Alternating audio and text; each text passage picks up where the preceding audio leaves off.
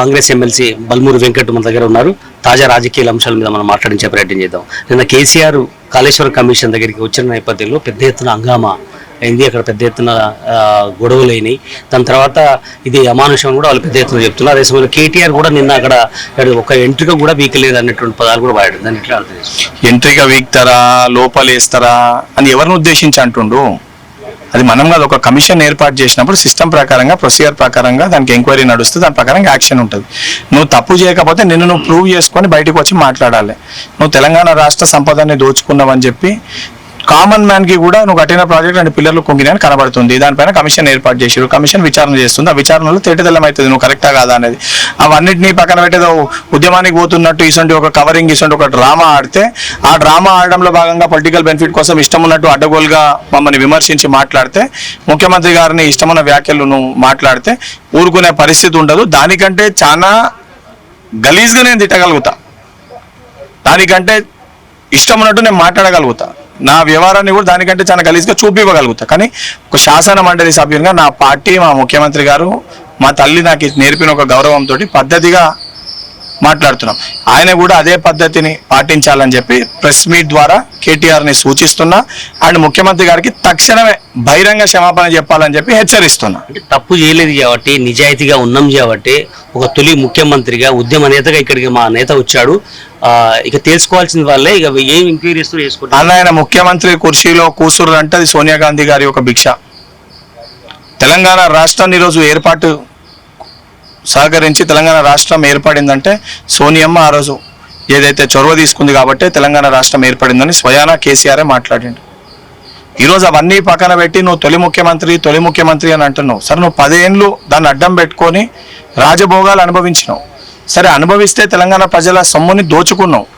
ఆ దోచుకున్నది కూడా నీ కుటుంబ సమేతంగా నువ్వు ప్రాపర్గా పంచకపోతే నీ కుటుంబ సభ్యులే ఈరోజు నీ పైన విమర్శిస్తుర్రు, తన్నుకుంటుర్రు. నీ సొంత బిడ్డ కొడుకు మధ్యలోనే పంచాయతీ బయటకు వచ్చింది, ఆ పంపకాల పంచాయతీ.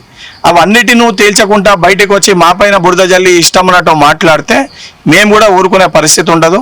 అండ్ కేటీఆర్ అండదండలు చూసుకొని వాళ్ళ పార్టీలో ఉన్న కొంతమంది ఎమ్మెల్యేలు ఇష్టం ఉన్నట్టు ఏడి పడుతుంది వాళ్ళ ట్విట్టర్ హ్యాండిల్స్లో పోస్ట్ చేస్తారు. బిడ్డ ఇదే ప్రవర్తన మార్చుకోకపోతే రేపొద్దున మీ బండారం కూడా ఇదే రకంగా బయటకు వస్తుంది, మీ గుడ్డలు కూడా రేపొద్దున ఊడదీసి కొట్టే పరిస్థితి ఏర్పడుతుంది. కక్ష సాధింపు చర్యలు తీసుకుంటున్నారు.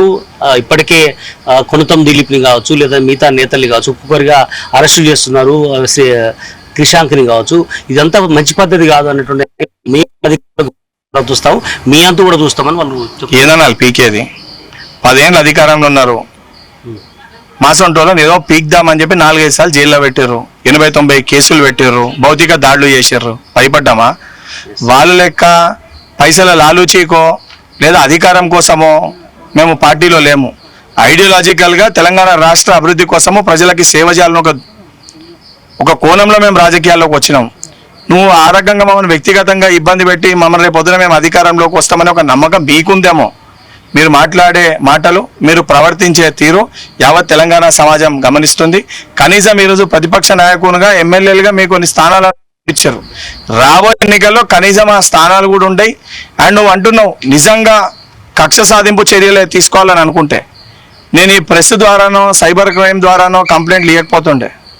నేను కూడా రేపు పొద్దున కేటీఆర్ ఏడన్నా కనబడ్డప్పుడు, కౌశిక్ సొంటోడు ఏడన్నా కనబడ్డప్పుడు గల్లా పట్టి 2 ఈక్తుండే. కానీ ఆ పద్ధతి మంచిది కాదు. కవిత సపరేట్ పార్టీ పెట్టుకుంటే వాళ్ళు కలిసి ఉంటేనే మనం ఏం బీకలేకపోయినరు.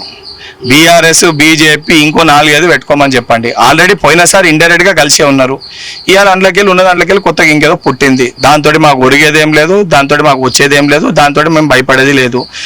దాంతో ఏదైనా భయపడేది ఉంటే ఫ్రస్ట్రేషన్ అయిపోయి ఈరోజు సాడిస్ట్గా ఉన్న వ్యక్తి సైకో లెక్క మారి కేటీఆర్ ఎట్లా మాట్లాడుతుండో మనం కనబడుతుంది.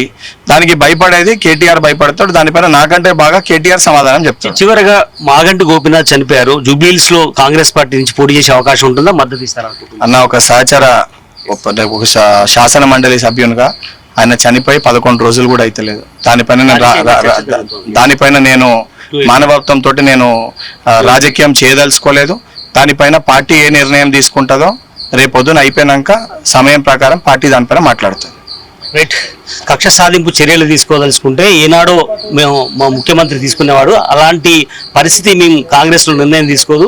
బీఆర్ఎస్ పార్టీ అవలంబిస్తున్నటువంటి విధానాల వల్ల ఆ పార్టీ ఈ రకంగా దిగజారిపోయిందంటూ బల్మూరు వెంకట్ చెప్తున్నటువంటి పరిస్థితి.